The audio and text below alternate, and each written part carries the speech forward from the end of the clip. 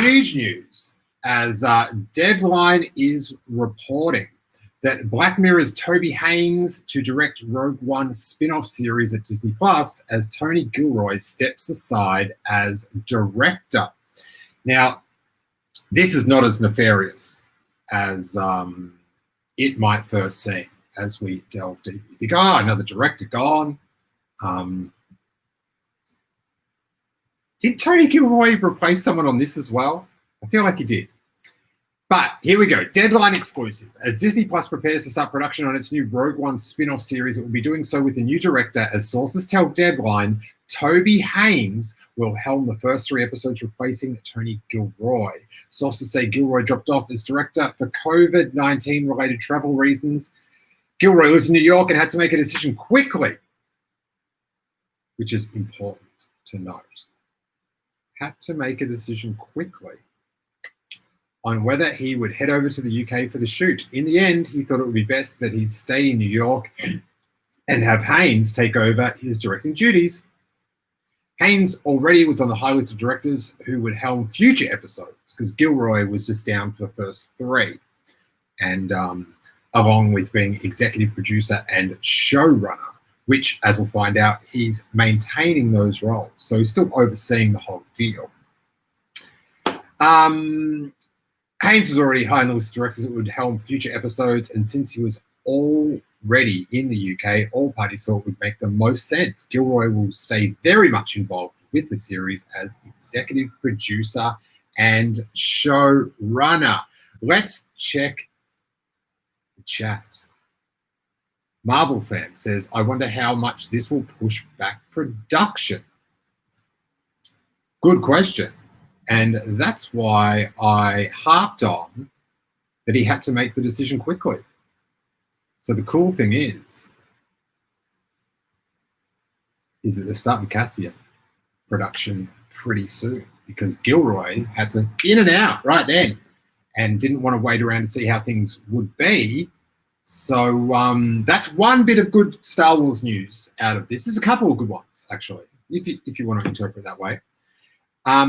Is that they're going to start filming soon. So that's a banger. Stuart Lugston says, Stuart always sees Stuart around on Twitter and stuff, they should bring back Gareth Edwards. Well, as Gilroy is the showrunner, and as he had to come in and clean up Gareth Edwards' perceived, mess, that I doubt that he, or probably, I'm sure Gareth, he's the loveliest person ever. But if you had to come in and clean up someone's mess, you're probably not going to hire them to potentially make another mess. So Toby Haynes, first up, best known for his Star Trek-themed Black Mirror episode. We'll go into that. Anything more here on Deadline? We'll hit the rest of this. The series centers on the Cassian Andor character, Diego Luna reprising his role from the film, and is in pre-production with plans to start shooting next month. A Disney spokesman declined to comment. Dun, dun, dun. The show is being described as a spy thriller. And Alan Tudyk is set to reprise his role as K2SO Andor's sidekick. It would be so cool. It would be such weird modern nostalgia to see K2SO back in a Star Wars bit of information. Now, Tony Gilroy came in. Emily Lynn is saying his Black Mirror episode was great. Now, I watched the first Black Mirror, you guys. The one where the Prime Minister has to do stuff to get the girl freed in the UK. Seriously, 0 vibes. That made me feel horrible to be a human. No good, no good. So I was like, I don't want to risk feeling like that after watching television ever again. So I never watched another Black Mirror. This wasn't for me. I'm a bit squeamish. I like Ewoks. Come on. But I have been told that his one, which is called the USS Collister episode of Black Mirror, I have been told by people that I've had this conversation with that if you're going to watch one, watch that one. And it'll appeal to me for all the Star Trek references and stuff. Famously, Gareth Edwards did his film. It was deemed that it needed huge reworking, and then Tony Gilroy came in and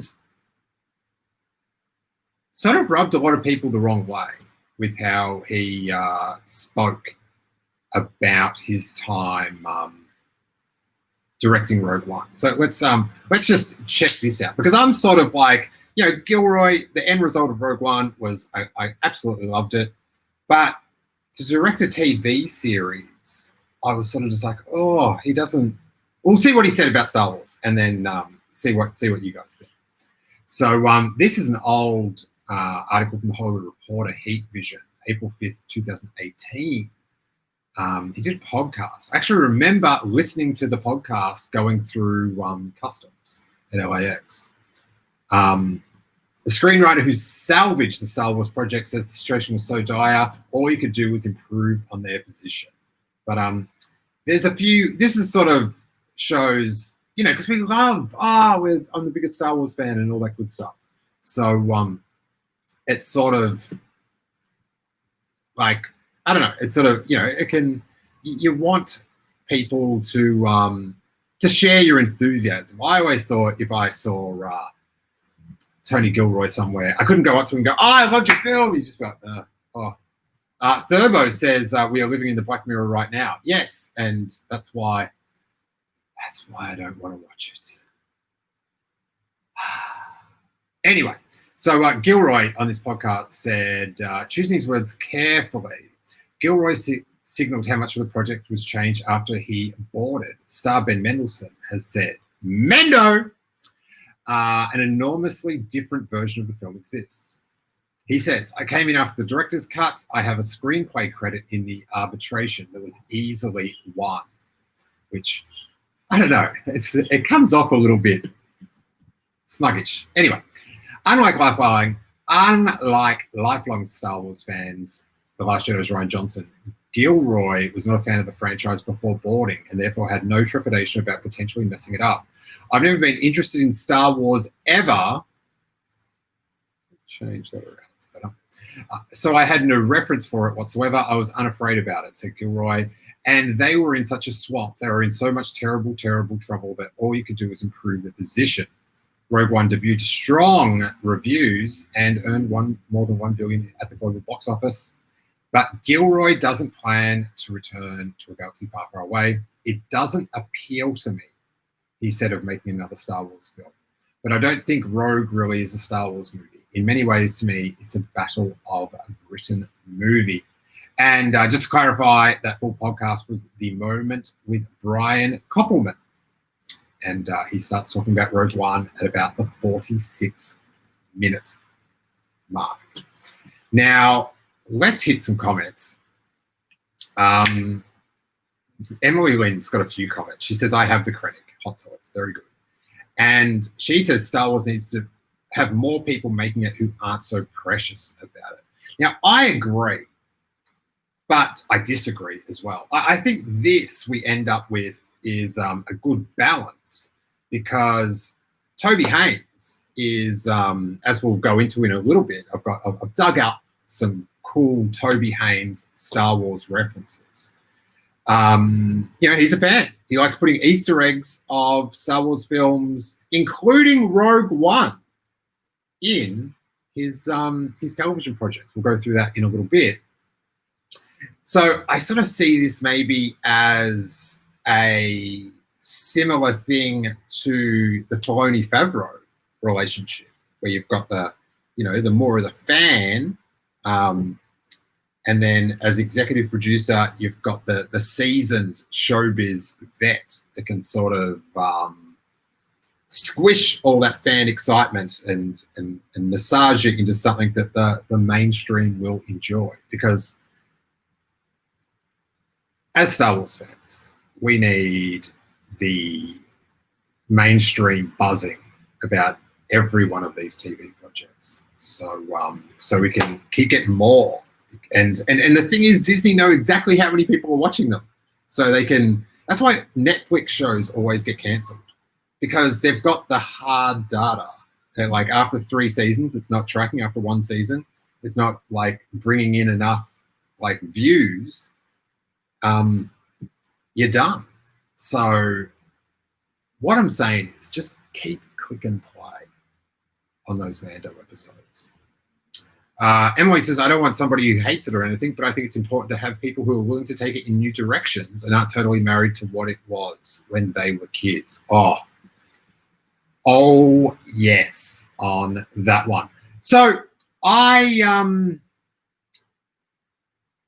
feel good about this news in that, like, obviously the world would be a lot better if Tony Gilroy could just go over there and direct these episodes. But I'm going to take what I can get with this. First of all, we know it starts filming next month. Sick.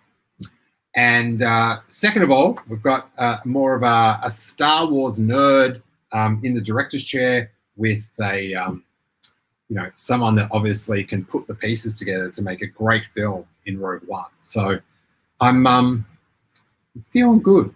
I'm feeling good about that. Now, let's get into just going through, see if we've got anything.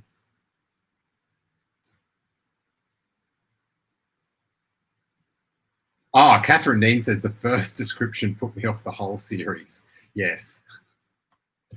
It's very bad. It's very bad.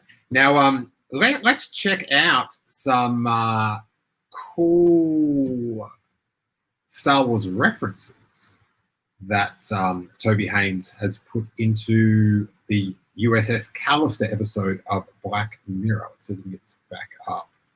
Looking kind of sharp.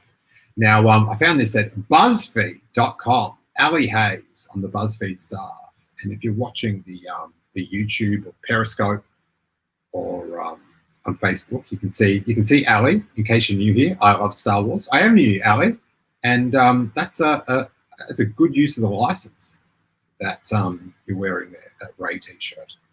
I like that one. I got called out yesterday for not using my good use of the license tags on all that new Mando merch. But okay, so this episode, the USS Callister, is sort of like a Black Mirrorization, to my knowledge, of a Star Trek episode. But there is some Star Wars references that Ali found, and that Toby Haynes has admitted to. So I'm not sure if she found them or if she's just repurposing them here. Either way, we are very grateful.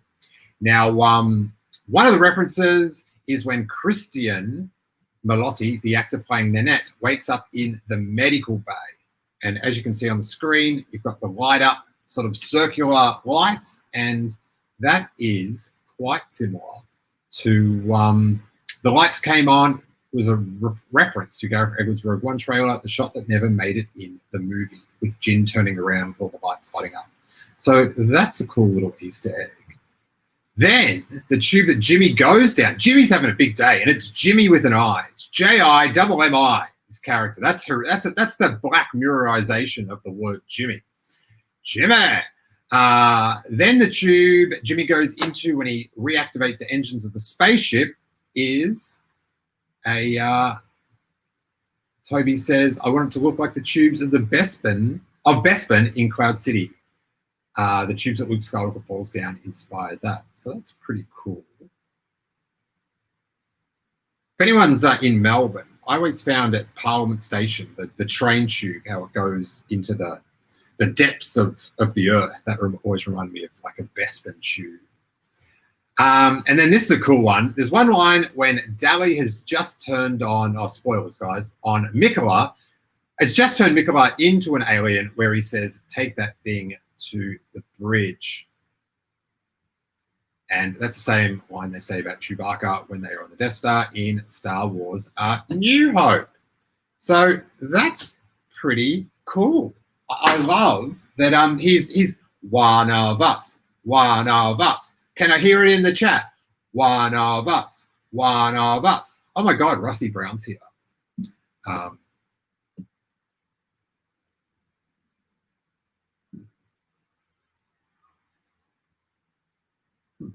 Oh, sorry, I just read a comment that everyone's very happy that Rusty's here. So that's that.